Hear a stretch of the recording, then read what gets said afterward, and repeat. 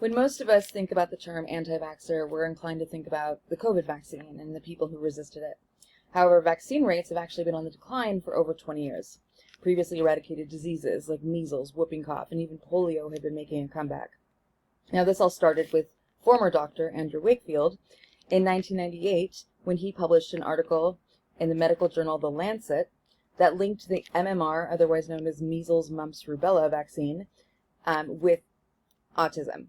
Now, he used a 12-person sample size in this case study, and later The Lancet actually redacted this article after it was shown that Wakefield falsified information for economic gain from a third party. He was later stripped of his medical license in England, but the ramifications were a huge distrust in vaccine, and this was fueled by celebrities like Jenny McCarthy and her then boyfriend, Jim Carrey.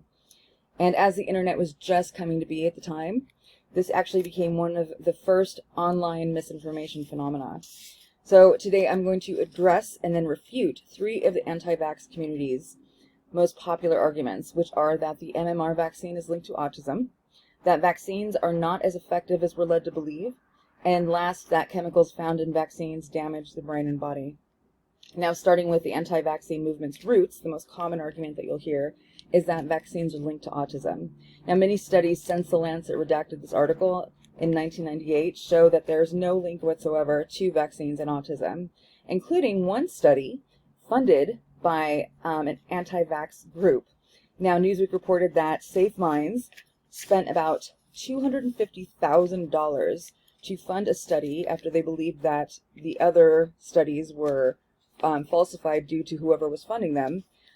They funded a study to 4 different medical communities to do long-term research showing that there was a link between vaccines and autism. All of these studies showed absolutely no link, so that was a waste of money. Current research actually points to autism starting in the womb.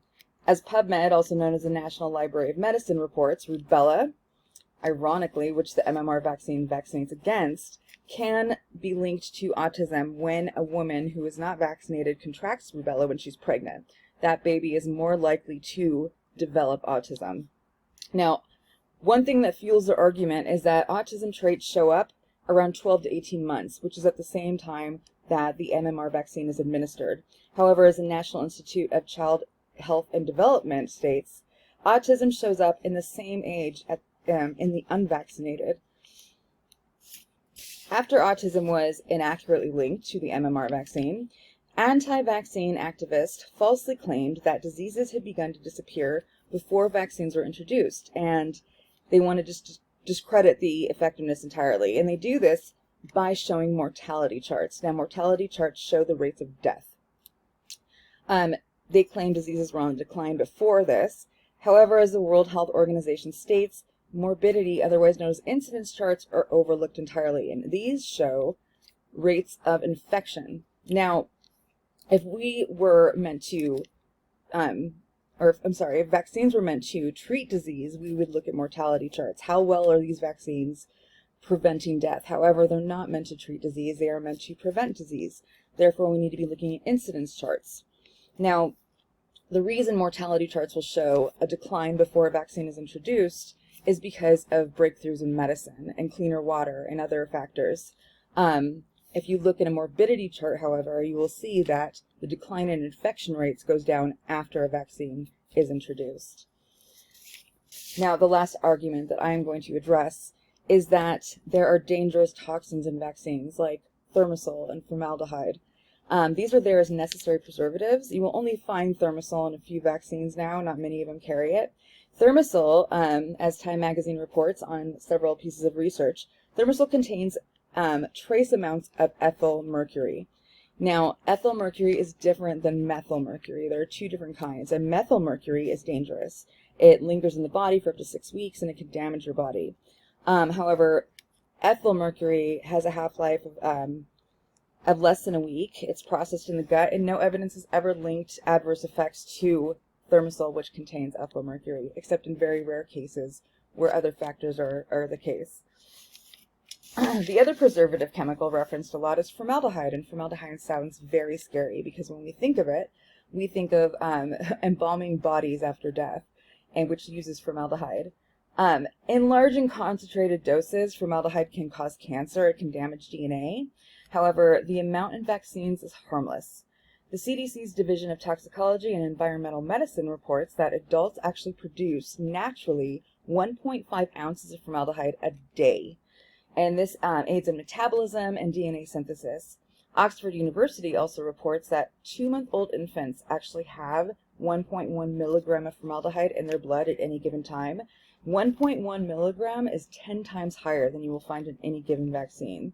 So the amount that adults produce per day is about 425,000 times higher than you will find in a vaccine.